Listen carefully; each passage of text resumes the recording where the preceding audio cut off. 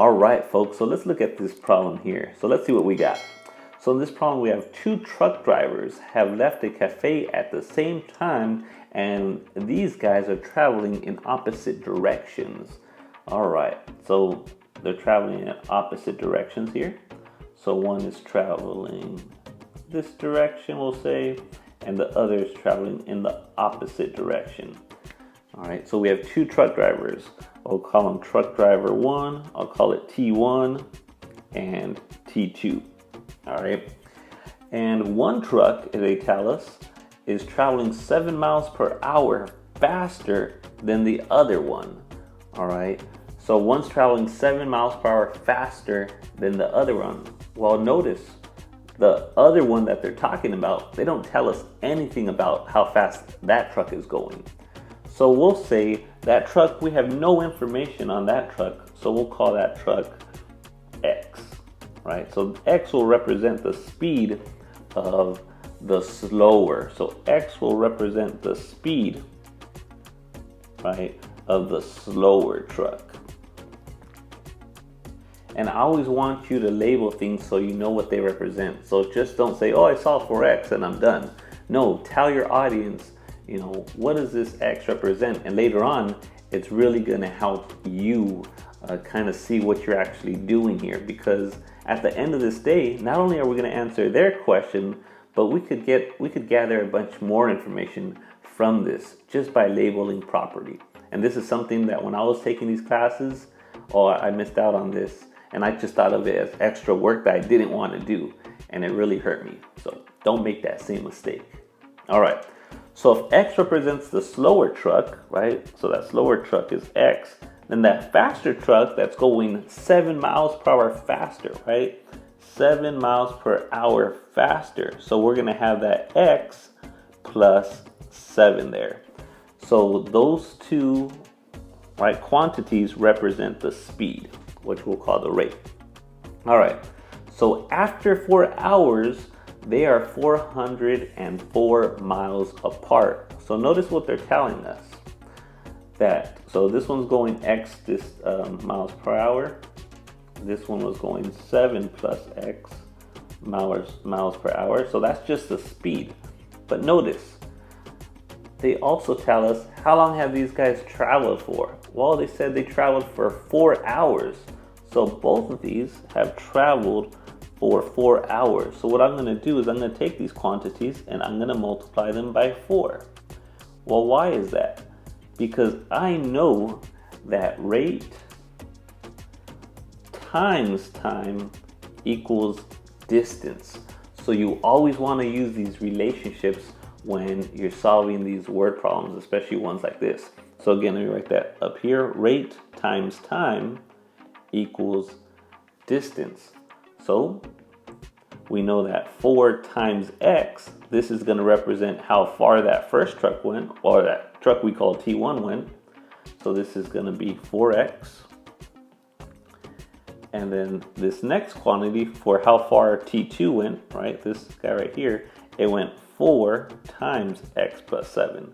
So all I did here is I multiplied the time by the rate, because rate times time, and that's what gives us the distance.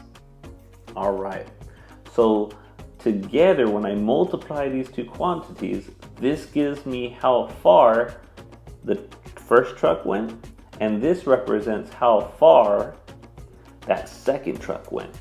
But look at what they told us. They give us that total distance, how far they are apart. They say that total distance, right, the distance from here all the way to over here, wherever it is that they stopped, is 404 miles, right? So the distance from that initial point where they started, right, now these trucks are 404 miles apart. So let's take a look at our table. Let's make sure we really understand it, because I don't want you just memorizing the table. Let's break it down and make sure that this table makes sense. So what does this box represent? Again, this box represents the distance that the first truck went. What does this box represent? Well, this box represents the distance that second truck went. And again, I just color coded so you could kind of see the relationship between our graph here, our diagram, excuse me, and our box. All right, so let's go ahead and answer the question. So if this represents the distance that this truck went and this represents the distance that this truck went, we know when we combine these two distances that they are a total of 404 miles apart. And there is our equation. So let's go ahead and write this down. So we know that 4x plus, right, 4 times x plus 7, right, this represents the distance that the first truck went, this represents the distance that the second truck traveled, and that distance, that total distance, should equal 404 total miles. And this is the moneymaker right here. Once you get to this point right here, man, you're gonna be dancing like it's 1999.